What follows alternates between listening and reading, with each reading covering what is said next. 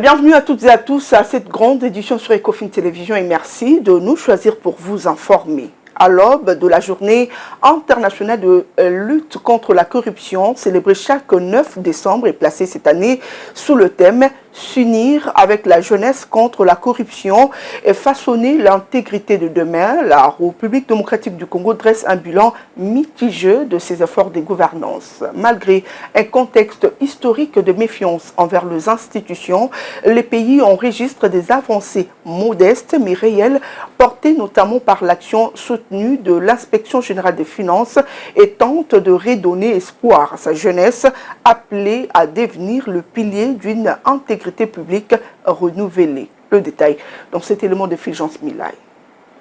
La journée mondiale des luttes contre la corruption constitue un moment de réflexion sur les pratiques des corruptions, leurs impacts économiques et sociaux, et sur les mesures à adopter pour promouvoir l'intégrité dans la gestion des affaires publiques.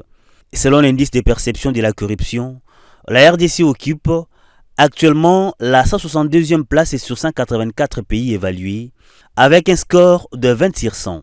Cette position montre que les pays restent parmi ceux les plus affectés par la corruption, malgré les efforts engagés ces dernières années. Dans ces contextes, l'Inspection générale des finances, IGF, joue un rôle central. L'institution a intensifié les contrôles et audits des finances publiques, mettant au jour de nombreux cas de mauvaise gestion et de détournement.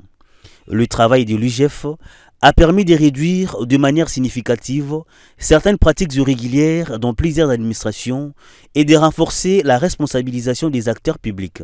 Ces efforts traduisent une volonté institutionnelle de changement et de révalorisation de l'éthique dans la gestion des fonds publics.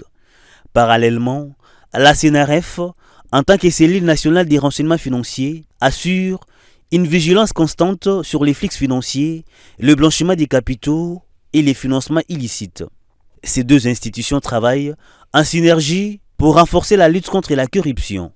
L'IGF se concentre sur les contrôles internes et l'audit des structures publiques, tandis que la CNRF agit sur le plan financier et la traque de flux suspects. Malgré ces avancées, le défi reste important. La perception internationale de la corruption demeure élevée et la lenteur de la justice, dont les traitements des cas de corruption entravent parfois l'efficacité des actions menées. Il est donc indispensable d'accompagner leurs efforts institutionnels par des réformes structurelles, notamment renforcer l'indépendance de la justice, protéger les lanceurs d'alerte, assurer la transparence du marché public et encourager la participation citoyenne. La journée mondiale des luttes contre la corruption rappelle ainsi que la vigilance collective reste indispensable pour consolider la gouvernance, promouvoir l'intégrité et soutenir un développement durable en RDC. À l'occasion de la journée mondiale de lutte contre la corruption, célébrée sous le thème « S'unir avec la jeunesse contre la corruption, former l'intégrité de demain », la Ligue congolaise de lutte contre la corruption, l'ICOCO, par la voix de son président Ernest Mpararo, estime que malgré les efforts notables, notamment ceux impulsés par l'Inspection générale des finances, la RDC, doit encore parcourir un long chemin pour améliorer significativement son indice de performance. Il alerte par ailleurs sur les pratiques corruptives qui hypothèquent l'avenir du pays et compromettent le futur de sa jeunesse. Au niveau de la RDC, il n'y a pas encore beaucoup d'avancées, mais il y a certaines actions mais qui n'impactent pas la situation de lutte contre la corruption au niveau global. Mais c'est ce qui fait qu'il y a encore beaucoup de choses à faire. Et ça décourage effectivement les citoyens à dénoncer ou à s'engager dans la lutte contre la corruption, étant donné que l'impunité fait que les citoyens ne sont pas intéressés ou ne dénoncent pas les pratiques de corruption. Nous devons effectivement s'engager avec la jeunesse afin de combattre la corruption ensemble. Les conséquences de la corruption sont les jeunes qui en pâtissent, ce sont les jeunes qui sont les victimes. Tous les projets qui sont alloués à la jeunesse ont été détournés. Vous vous souvenez des projets de 5 millions de dollars où on devrait construire des centres de formation pour les jeunes dans les Kasaï et dans la province de l'Omami. Ces projets ont été détournés par des dirigeants politiques.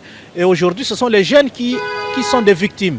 Si vous êtes à Kinshasa, 90% des jeunes sont dans le chômage.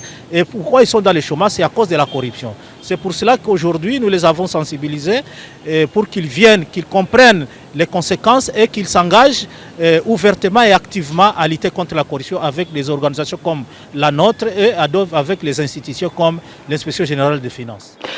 Toujours en rapport avec cette journée, en prélude à cette échéance, la République démocratique du Congo a organisé le week-end dernier un atelier interinstitutionnel consacré à la transparence et à l'assainissement de la gouvernance minière. Cette démarche s'inscrit dans la volonté de restaurer la confiance autour de la gestion de ressources naturelles et de bâtir une vision commune fondée sur la rigueur, l'expertise et la collaboration entre les acteurs du secteur. Images et commentaires. Placée sous les thèmes « Transparence et lutte contre la corruption dans le secteur minier », cette activité a réuni plusieurs acteurs gouvernementaux, diplomatiques et de la société civile afin de renforcer la confiance dans la gestion des ressources naturelles et replacer les secteurs miniers au cœur du développement national.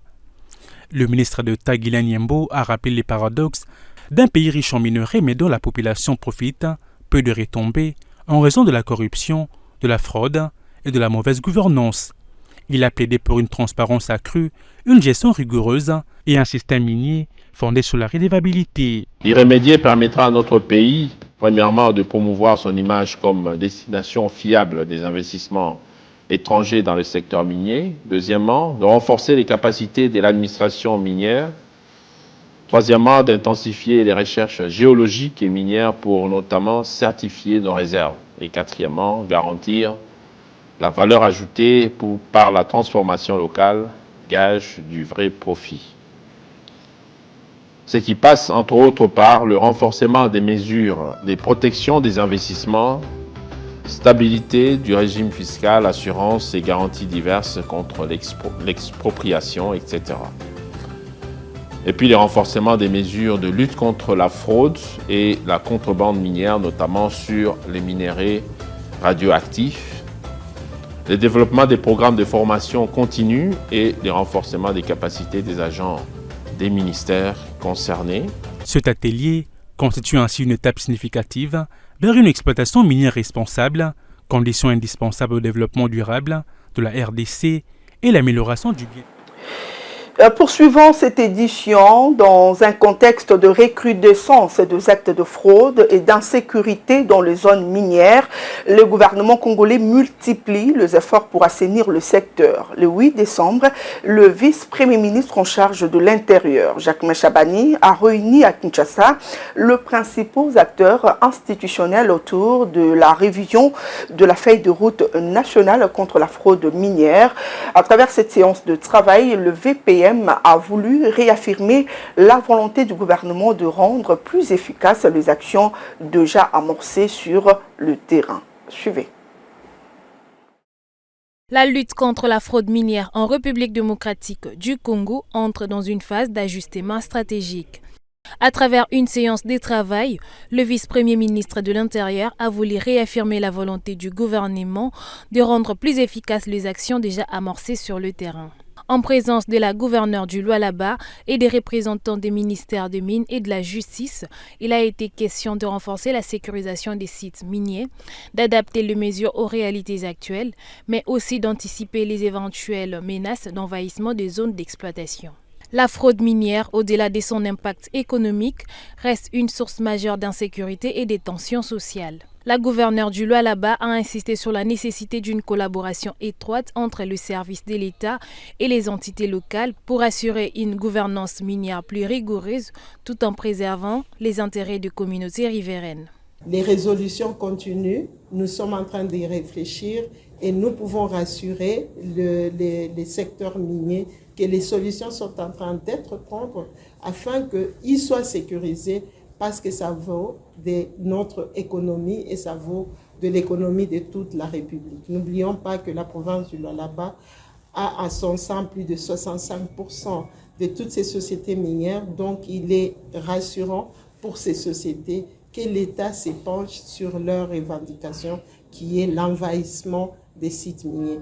L'actualisation de cette feuille de route vise à restaurer la confiance des investisseurs et à améliorer l'environnement des affaires dans un secteur clé de l'économie congolaise. Reste à savoir si ces engagements politiques se traduiront concrètement sur le terrain. De Kinshasa à Marrakech, l'excellence de la gouvernance africaine a trouvé son nouveau visage en la personne de Jules Alinguete Key. Salué hier par Forbes, l'inspecteur général de finances honoraire et émérite de la RDC vient d'être honoré par les royaumes du Maroc. C'est devant l'élite académique de l'école de management et de l'Institut polytechnique de Marrakech que Jules Alinguete s'est vu décerner le titre de docteur honoris causa, une distinction prestigieuse qui vient couronner son travail acharné d'assainissement des finances publiques mené en République démocratique du Congo, un modèle désormais cité en exemple sur le continent africain. Reportage. De Kinshasa à Marrakech, un nom résonne désormais sur la scène de la bonne gouvernance africaine. Jules Alinguete Key, inspecteur général des finances, chef des services honoraires et émérite de la République démocratique du Congo, salué hier par Forbes Africa aux États-Unis d'Amérique, c'est aujourd'hui le Royaume du Maroc qui décerne l'une de ses plus hautes distinctions académiques à celui qui est devenu le visage de la lutte contre la corruption en République démocratique du Congo. C'est dans un cadre prestigieux sur M Avenue au centre de Marrakech que s'est déroulée cette soirée mémorable. Devant une assemblée composée de l'élite intellectuelle marocaine, d'étudiants africains et des figures de la gouvernance, l'école de management de Marrakech et l'Institut polytechnique de Marrakech décernent à Jules Alinguete le diplôme de docteur honoris causa. Cette distinction n'est pas seulement symbolique.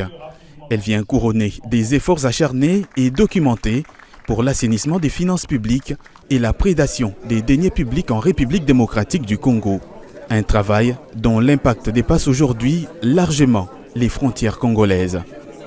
Pour Jules Alinguete, le plus grand honneur revient au président de la République, Félix-Antoine Tshisekedi. Je voudrais à cette occasion remercier très sincèrement Son Excellence, Monsieur le Président de la République, chef de l'État de la République démocratique du Congo, Félix-Antoine Tshisekedi Tshilombo, lui qui en 2019 a fait de la lutte contre la corruption une priorité en République démocratique du Congo. Et par là, il m'a donné l'opportunité d'évoluer à ses côtés, de l'accompagner dans ce grand travail d'éradiquer les antivaleurs dans la gouvernance publique. Je le remercie parce qu'il a sincèrement donné un coup de pouce à la gouvernance publique en République démocratique du Congo. Il m'a accompagné dans ce travail qui a fait de moi un des héros de la lutte contre la corruption, lui-même étant le principal acteur de ce travail en République démocratique du Congo. Qu'il trouve dans ces petits mots mes grands remerciements pour ce qu'il a fait pour notre pays. Merci à toute ma famille, merci aussi à tous les inspecteurs de l'Inspection générale des finances et qui ont constitué une véritable armée de lutte contre la corruption dans notre pays. Et je lance un appel à tous les inspecteurs de finances de rester mobilisés, debout, dans la lutte contre la corruption, dans l'amélioration de la gouvernance publique dans notre pays, pour espérer petit à petit demain faire de la République démocratique du Congo un grand pays, un pays émergent, un pays qui va atteindre des dimensions de développement très appréciables en Afrique. L'événement ne s'est pas arrêté à la remise de ce diplôme. Bien avant, Jules Alinguete Key a pris part à une table ronde placée sous le thème « Leadership, intégrité et transformation de la gouvernance publique en Afrique ». À ses côtés, des experts de renom. Ahmed Khalid Benomar, conseiller de la ministre des Finances du Maroc, Jamal Riyad, expert en gouvernance publique, et le professeur Mohammadi Rochdi El Yacoubi, président du Cercle des fiscalistes du Maroc. Le débat a mis en lumière la nécessité d'une volonté politique inébranlable et des mécanismes de contrôle rigoureux, exactement ce que la République démocratique du Congo a mis en place avec l'Inspection générale des finances. La présence de Jules Alinguete à cette table ronde n'est pas le fruit du hasard, mais la reconnaissance que le modèle de la République démocratique du Congo est en train de devenir une source d'inspiration sur le continent africain. Si un pays veut vraiment déclencher une lutte contre la corruption, il y a un premier élément, la volonté politique. Une volonté politique réelle. L'honneur rendu à Jules Alingué Tekei est bien plus qu'une simple reconnaissance personnelle. Il s'agit d'une victoire pour tous ceux qui, en Afrique, se battent pour une gestion éthique et transparente des ressources publiques. L'étendard de la lutte anti-corruption, porté haut par la République démocratique du Congo, à travers notamment Jules Alingué Tekei, flotte désormais au-delà de ses frontières, inspirant une nouvelle génération des leaders africains. On va changer à présent de chapitre dans le cadre de la diplomatie économique et culturelle, véritable levier pour renforcer la visibilité de la RDC à l'international. Le ministre délégué chargé de la diaspora, Crispin Mbadou, s'est rendu à Rabat du 4 au 6 décembre 2025, accompagné de ses collègues Yolande Elébé, Didier Mazenga et Didier Boudimbu. Il a participé à la présentation du Léopard Business Village Cannes 2025 et échanger directement avec la communauté congolaise au Maroc, témoignant de la volonté du gouvernement de consolider le lien entre la diaspora et le développement national. Suivez. La mission de Crispin Mbadou à Rabat dépasse la simple participation à un événement promotionnel. Lors du lancement du Léopard Business Village Cannes 2025, le ministre a engagé un dialogue direct avec la diaspora congolaise dans une démarche à la fois symbolique et stratégique. Le message est clair, le gouvernement souhaite écouter, valoriser et mobiliser ses ressortissants à l'étranger. La diaspora congolaise au Maroc, estimée à plus de 10 000 personnes, représente un véritable vivier de compétences et d'initiatives pouvant soutenir le développement national. Étudiants, professionnels ou migrants, chacun a un rôle à jouer. Ces échanges ouvrent la voie à une meilleure structuration des liens entre l'État et ses communautés à l'étranger. Une diplomatie de proximité qui, si elle se traduit en actions concrètes, peut devenir un moteur de croissance pour la RDC. Effectivement, nous pensons pouvoir créer un portail ou un desk, non seulement pour les étudiants, mais aussi pour le professionnel de la diaspora. En réaffirmant l'importance de la diaspora dans les ambitions du développement du pays, le ministre Crispin Mbadou envoie un signal fort, l'heure est à l'inclusion. On va revenir cette fois-ci sur l'adresse du chef de l'État devant les congrès. Nous l'avons suivi où il a annoncé que 2026 sera placé sous le signe du progrès social. Parmi les mesures phares évoquées figure la révalorisation du SMIC à 21 000 francs congolais et l'ajout de 100 000 francs congolais à l'enveloppe salariale des enseignants. Si ces engagements traduisent une volonté d'améliorer les conditions de vie des Congolais, une partie de la population demeure cependant sceptique quant à leur mise en œuvre effective. Suivez. Le président de la République, Félix Tshisekedi, affiche une détermination claire à améliorer les conditions sociales des Congolais. La révalorisation du SMIC à 21 000 francs congolais dès janvier 2026 illustre concrètement cette volonté, traduisant la stabilité macroéconomique en revenu plus sûr pour le salarié. Nous avons posé un acte de justice sociale longtemps attendu. La revalorisation historique du salaire minimum interprofessionnel garantit le SMIC. De 7 075 francs congolais en 2018, il est passé à 14 500 en 2025. Et dès janvier 2026, il atteindra 21 500 francs congolais. Pour Doudou Longombe, observateur attentif de discours présidentiel, promettre est une chose, mais la réalisation demeure le véritable enjeu. J'ai voulu me réjouir, mais je me suis dit, avec le président Tshisekedi, il nous promet beaucoup. Chaque fois, il a toujours dit, il dit très bien, il parle très bien, mais pour la matérialisation, c'est là où le problème se pose. C'est pourquoi j'ai dit, comme il a parlé du budget, voilà, on a déjà déposé, c'est-à-dire que nous attendons qu'on vote le budget de 2026. Peut-être que ce sont des amendements que les députés vont l'accompagner pour la matérialisation de ce qu'il a dit. Alors, le cas contraire, ça va rester seulement comme il a toujours fait, parce qu'il est habitué à ça. Il nous a toujours promis, mais sur terrain, on n'a jamais senti. Selon lui, le discours de Félix Tshisekedi n'apporte aucune surprise. Chaque acteur et chaque mesure sont connus, avec leur signature propre. Je n'ai rien retenu en dehors de voir un président de la République qui ne fait même pas confiance aux accords qu'il a signés à peine des jours. Et ça m'a étonné parce que je ne pensais pas un jour que Félix Tshisekedi se mettait dans cette situation-là, en acceptant de signer ces accords. Il allait encore fustiger ou regretter de la mauvaise foi du Rwanda parce qu'il savait très bien que Kagame n'a jamais été sérieux. Mais il s'est laissé faire, on l'a amené, il s'est laissé faire, il a accepté d'aller signer. Après la signature, il dit non, il voit que le Rwanda ne respecte pas. Et lui qui lui a dit que le Rwanda va respecter. Le chef de l'État l'a rappelé, la croissance n'a des valeurs que si elle s'est traduite dans le panier du consommateur et dans la vie quotidienne. L'accord de paix signé à Washington continue de faire parler de lui après que le chef de l'État l'ait évoqué dans son discours sur l'état de la nation. C'est mardi 7 décembre, le chercheur en économie numérique Caleb Batata appelle à la prudence. Selon lui, le Rwanda pourrait tirer davantage profit de la cogestion de ressources naturelles congolaises. Malgré tout, il a salué les contenus et la forme du discours du chef de l'État. Il est au micro de Émile Kassanga et Sélé Chamala. La base de l'économie, c'est d'abord la collection. La base de l'économie, c'est d'abord les chiffres. La base de l'économie, c'est d'abord le suivi. C'est-à-dire, il faut d'abord l'équilibre, ce que nous appelons l'équilibre économique.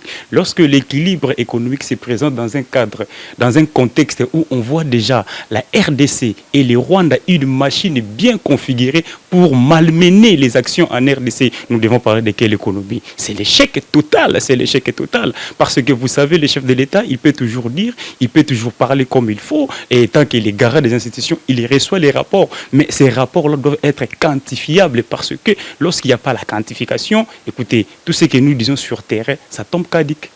Bon, si je peux dire ce que moi j'ai essayé d'apprécier, c'est au fait la façon, les stratégies qu'il est en train de développer, parce qu'il y a toujours des stratégies pour voir dans quelle mesure il faut maintenant isoler le Rwanda. Parce que vous savez, aujourd'hui, du point de vue médiatique, même partout, on connaît maintenant l'agression. Le chef de l'État a encore dénoncé que non, voilà, le Rwanda commence maintenant à violer l'accord. Lorsque nous parlons de l'accord, premièrement, je vous ai parlé ici de l'équilibre sur les affaires. Lorsqu'il n'y a pas l'équilibre, c'est-à-dire que l'accord en soi n'est pas bien vraiment assis. Parce que la RDC se présente dans cet accord dans un état de faiblesse, dans des conflits énormes où le pays est agressé par le Rwanda et le Rwanda n'est pas agressé. Donc l'accord déjà viole le principe de l'équilibre. Or, c'est cet équilibre-là qui fait s'asseoir. Il va s'asseoir au fait chaque accord économique. Parce que dans l'économie, c'est quoi? Dans l'économie, chaque personne, chaque pays doit gagner. Et lorsqu'on gagne, cela veut dire qu'il y a un truc, mais la RDC gagne quoi?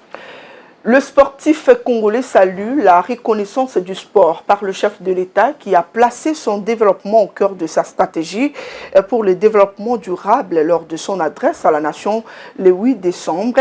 Maître Ramazani à Mouzati, entraîneur et formateur en taekwondo, premier sportif à réagir, loue les efforts conjoints des athlètes dans toutes les disciplines et plaide pour que le président accorde davantage d'attention non seulement au football, mais aussi au sport de combat et aux arts martiaux, un secteur souvent négligé, mais qui fait la fierté de la RDC. Il est au micro de Patrick John Mukengeshai et Joe Manana. Donc, il a parlé des sports et des sportifs en général. Il n'a exclu aucune discipline. Donc, il a parlé des sports, mais sur terrain, on constate autre chose par rapport à ce qu'il a dit. Je ne contredis pas le chef de l'État, mais peut-être qu'il n'a pas des informations dans lesquelles nous, les sportifs, nous sommes en train de voir là où on fonctionne comme sportif congolais avec des résultats que nous donnons, mais sur terrain, on constate que non, il n'y a que les sportifs footballeurs qui se retrouvent. Au Congo, ce n'est pas seulement le football qui flotte les drapeaux à l'international. Et le contraire, par rapport aux résultats donnés entre les sportifs de combat et les arts martiaux et les footballeurs, en tout cas, je vais vous confirmer ici que les sportifs de combat, chaque année, on ramène plusieurs médailles, mais nous sommes un peu négligés. On ne sait pas pourquoi cette discrimination. Quand les joueurs viennent chercher la qualification, on leur donne les moyens possibles comme étant les léopards. Mais nous sommes aussi les léopards comme ces footballeurs-là. Mais on ne nous considère pas, on fait des missions à l'étranger, on gagne des podiums internationaux, et des compétitions continentales et mondiales, mais en revenant au pays, on ne nous reçoit pas, on ne reçoit pas les primes, ni les frais d'émission, donc on ne comprend pas qu'est-ce qui se passe. Mesdames et messieurs, c'est ces rappels de titres qui bouclent complètement cette édition sur Ecofin Télévision. Vous l'avez suivi, nous vous disons merci de l'avoir fait, mais surtout restez branchés sur le programme d'Ecofin Télévision car vous ne serez pas déçus.